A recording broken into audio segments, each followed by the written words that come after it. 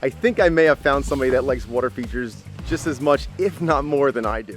We got 1, 2, 3, 4, and we're about to install number 5.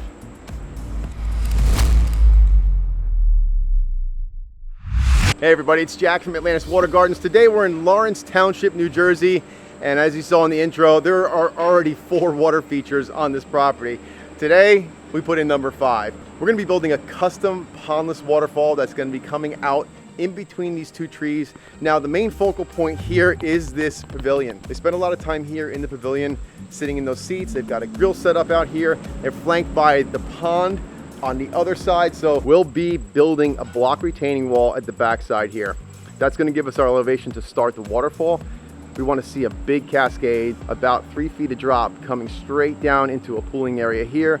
This other side, we're gonna have something that steps down around a couple cascades, bring the pool out this way, and we're gonna stream down along, cascading down as we make our way to where the reservoir is gonna be, right at the back side of this tree. So it's gonna look like the water comes out, streams down along the property, and then disappears, kind of going off site. That's the illusion we're going for. We built the pond for them about 4 years ago.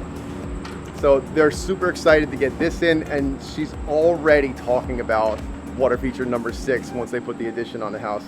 I love it. We're gonna get this thing rolling by first starting with the retaining wall. We're gonna get that installed.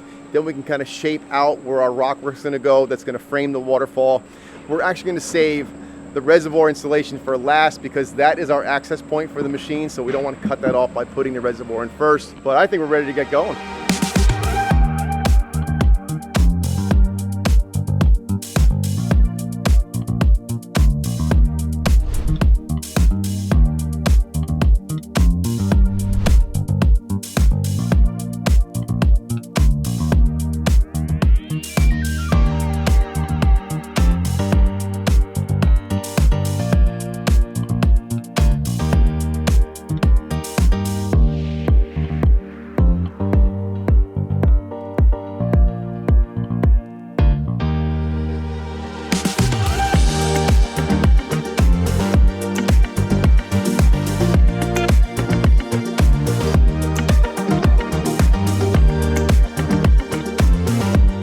The framework for the waterfall section is in place. Boley and I worked on building this retaining wall here, which is going to be the start of the waterfall. 2 separate spillways. We've got 2 2-inch lines running up, which will go down to the basin, which is way off to the left. But we wanted this stable base here, so it's not going to be dumping dirt onto these mature trees behind it. And then it's going to give the illusion that it's just coming out of these trees.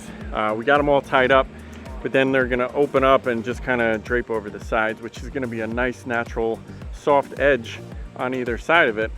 And then from in there, pooling area, multiple spillways, and then a large drop into a pooling area right over here. And then it's gonna enter in down to the stream and stuff. So getting that in, Jack's gonna come in now with some big frame rocks, bring them right up to either side of our wall here. That's going to then set off the tone for all the other stonework that's going to be placed in this stream and waterfall.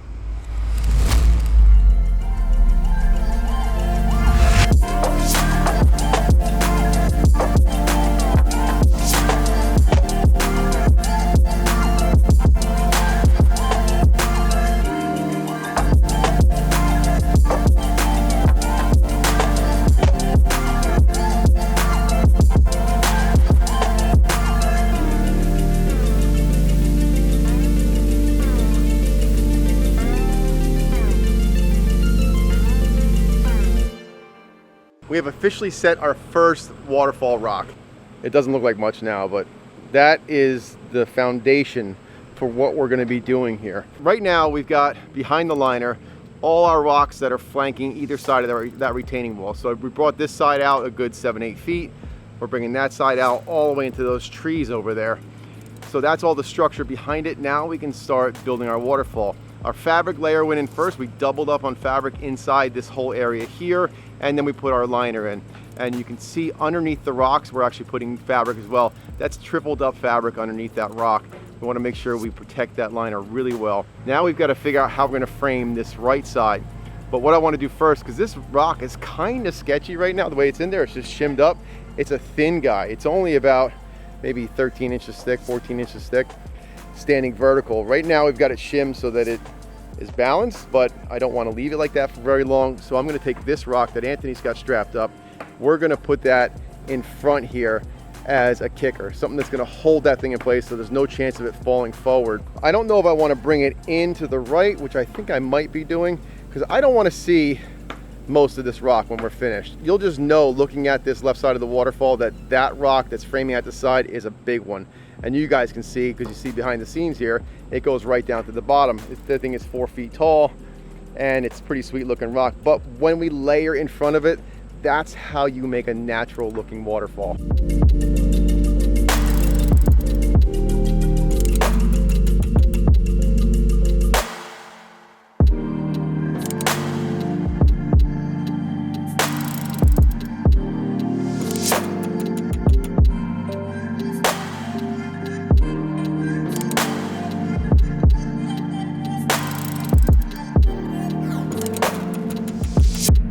We're at the end of day 2. We are looking really good on the waterfall. Boulevard started closing up.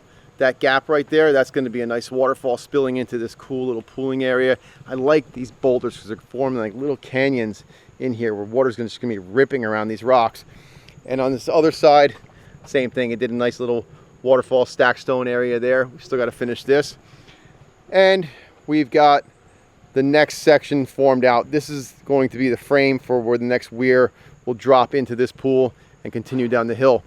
Right now the guys are just buttoning up the job site. We are expecting some rain in the next 2 days. There is a hurricane moving through here, so we're trying our best to salvage the job site. I'm hoping tomorrow is going to be a light day of rain. I know the heavy stuff is coming in 2 days, but if we can get in here and work, maybe set up some tents, do some finish work in there. I want to keep this job moving forward, but we'll see what happens tomorrow. See you then.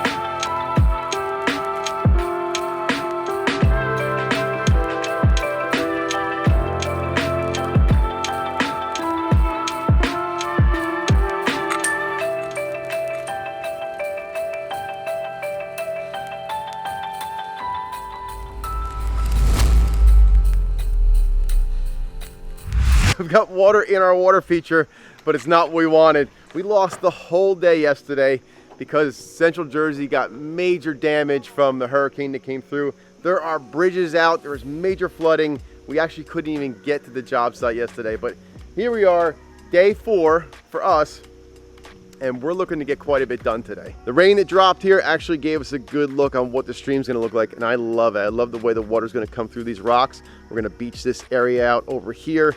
Kind of makes its way around here. Then we've got a drop here that's going to come off of that stream into a pool, and then a final drop that's going to go into our reservoir right here. Today, what I'd like to see happen is we're going to shape this out, make this cascade happen, and then we're going to go ahead and dig our reservoir and work our way out of here. Once we dig that, that machine is not coming back into this backyard, so we've got to make sure that we've got all our bases covered, anything that's inside the yard here. Fortunately, the rest of our job site looks like it's in pretty good shape, so I don't see any reason why we can't kick some serious butt today. Let's get it rolling.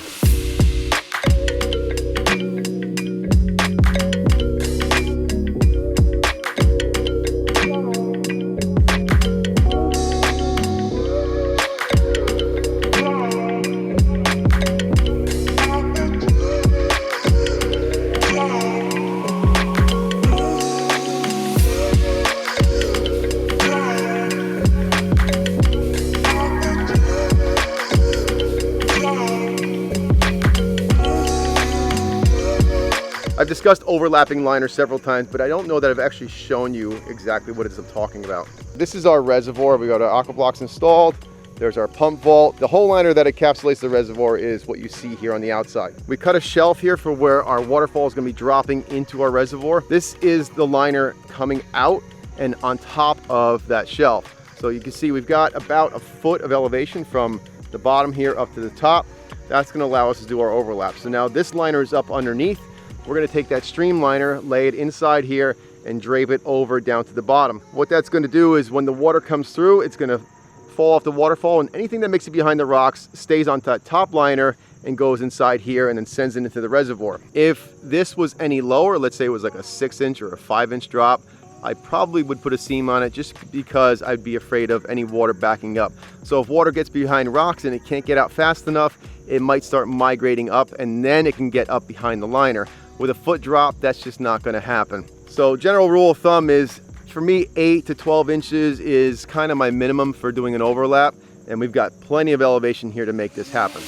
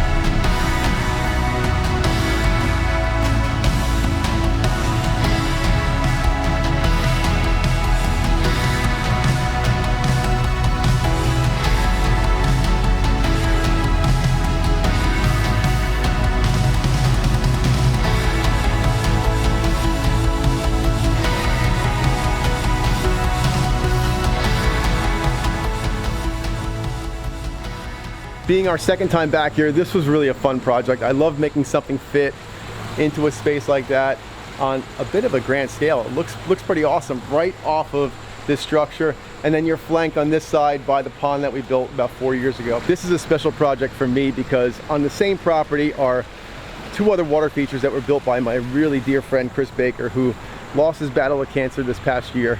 And knowing that one of his water features is right next to one of my water features makes me happy. Tell me what you would have done differently here. Do you think it fits well in this space? Do you like pondless waterfalls? Come on back every Friday, 4 p.m. We are building beautiful water features and showing them to you. Hit that subscribe button while you're here. Hey, we'll see you guys on the next one. Do something amazing. Do something amazing. Everything I do is amazing. Yeah. Oh wow, that's a lot of hose pressure. Yeah, that's what I'm talking about.